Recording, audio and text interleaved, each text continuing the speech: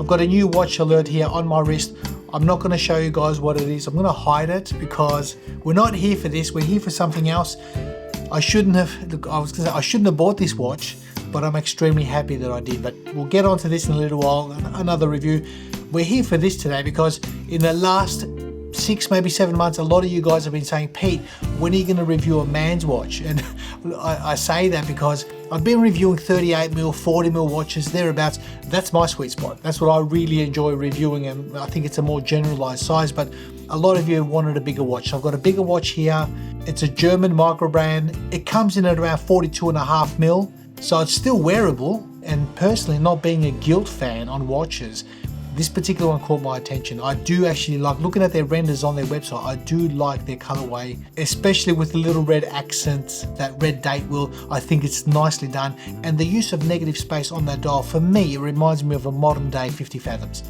Now, when I received this watch and got it in the hand, it's not what I expected. And that's partially my fault, and I'll explain in the course of this review. So without further ado, let's flip the camera and let's dive in.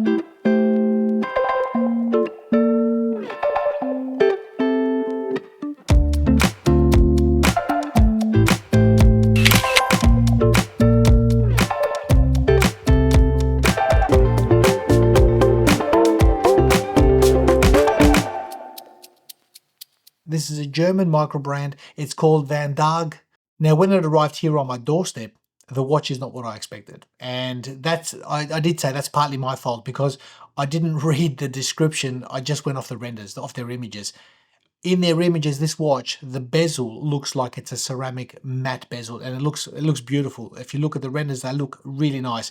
And what I've got here is a gloss bezel, and it looks completely different from what I saw. Now, that's my fault. I should have actually read the description a little bit cleaner, but whatever the case, it's an interesting watch. And for those who've got a smaller wrist, if you're still here, if you're still tuned in, good for you.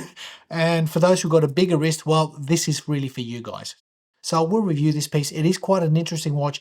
It's not without its flaws. It does have quite a few areas that I found that I honestly believe could offer room for improvement, because what I saw from their renders I really liked, and forget the fact that what I've got in my hand is different looking. There are some areas that they can improve on to really elevate this watch and I believe make it worth its money.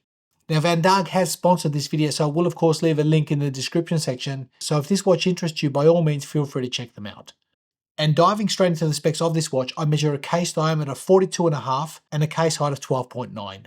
That lug to lug is 50.1 and a lug width of 22. That crown is a 6.9mm signed screw down crown. The watch offers 100 meters of water resistance, and the total weight on the supplied bracelet size to my 18cm wrist, I measure exactly 162 grams. Now, surprisingly for a bigger watch, the comfort is actually very good. It's 162 grams on the bracelet, but very well balanced. There's no overhang on my 18cm wrist, as you can see. That height also at 12.9 to the top of that crystal has also been ideal. That bracelet tapers from 22 to 20. It offers considerable support under the wrist, and the overall finish is also very good. Now, not only the finishing, but the articulation of that bracelet has also been comfortable. It offers quick release end links, screw pins, a nice swivel, and for me, unfortunately, just a pressed clasp with 3 holes for micro adjustability, and I'll speak more about that in my room for improvement section. Now, they've also sent me a leather strap to try on with this watch, and again, it seems to wear quite nice. That watch head did feel balanced and secure, and again, a good height at 12.9 to the top of that sapphire. So whether on bracelet or leather strap, its comfort has been very good.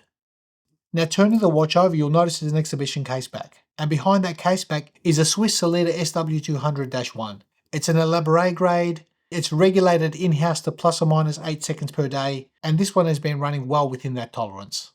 Now, that movement does have a customized date wheel. It's in red. I do like the accent. I think it's a nice touch. It just brings a form of sportiness to the watch, which is always nice. And complementing it with a red tip at the end of that seconds hand is also a good design choice. Now, if I turn my attention to that bezel, it's a 120-click unidirectional bezel. It goes in one direction and the action is very good. It's precise and very accurate. There's only minimal backplay and it lines up absolutely perfect. So in the action of that bezel, I think they've done very well. Now that sapphire crystal on this watch is another area which caught me by surprise because, as I mentioned, I did go by their renders. I looked at the images and it did look great. I thought it was a flat sapphire. And what I've got here in the hand is a single dome sapphire. It's got anti-reflective coating on the underside. It's doing an okay job, but being a single dome, it is going to pick up quite a few reflections as well as distortion at extreme angles. So that's an area which I think could be addressed. And again, I'll share more about that in my room for improvement section. Now, if I turn the lights down and have a look at the lume, the watch offers the Moto Luminova. It's beige in its color and it glows green when you turn the lights off. It's quite evenly applied, albeit the handset seems to last a lot more than the Arabics. And lastly, the price of this watch on the bracelet comes in at €899 and around $849 on a rubber strap. That's around 1,540 Australian dollars, and that is a little bit north of where I think it should be, and I'll explain. Because moving on to my gripes and room for improvement of this watch, I think the first thing is that price. At $899 on the bracelet, really I think it's a little bit of a stretch for this particular watch. And I say that because that bracelet really should have offered a toolless micro adjustment clasp at that price for sure. I mean, that's what we've come to expect from Microbrands, and here having a pressed clasp with 3 holes, it's really not a lot. Especially if your hand expands throughout the day quite a bit, there's not much margin there. So you probably find yourself wearing this watch a little bit looser than normal, and being a heavier watch, it's not always ideal to wear a heavier watch looser. With smaller, lighter watches, I'm happy to accommodate that, but when it comes to something a little bit more substantial, you really want to have that micro adjustability on the fly.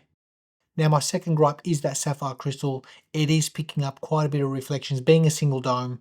I can't see why they couldn't have put a flat sapphire on this. I think it would have sufficed, it would have been ideal, just to minimize the way that crystal does pick up reflections.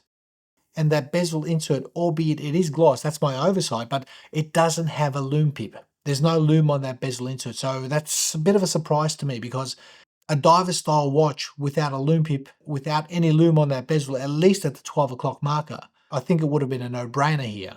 And speaking of that lume, as I mentioned, the handset's very good. However, those Arabics don't seem to go the distance. So in saying all that, guys, the watch has been comfortable. For a bigger watch, it has been comfortable on my wrist and surprisingly well balanced between the watch head and that bracelet. So that's a good thing. However, in what I just mentioned in my gripe section, this watch could benefit from those improvements. But on a positive note, I do like the red accents. I think they are nicely done, especially that date wheel. The build of this watch actually seems to be on a very good level. And the accuracy of that salida has also been a non-issue. The winding and latch down experience of the crown has been buttery smooth. So I think for those looking for a bigger, more substantial piece on the wrist, it does indeed wear very well. And it does hide that weight evenly distributed between the watch head and bracelet. So an interesting offering from this Microbrand from Germany. So thanks again for watching. Be well and safe and continue to enjoy this hobby, whatever pieces come your way, and we'll see you in the next one.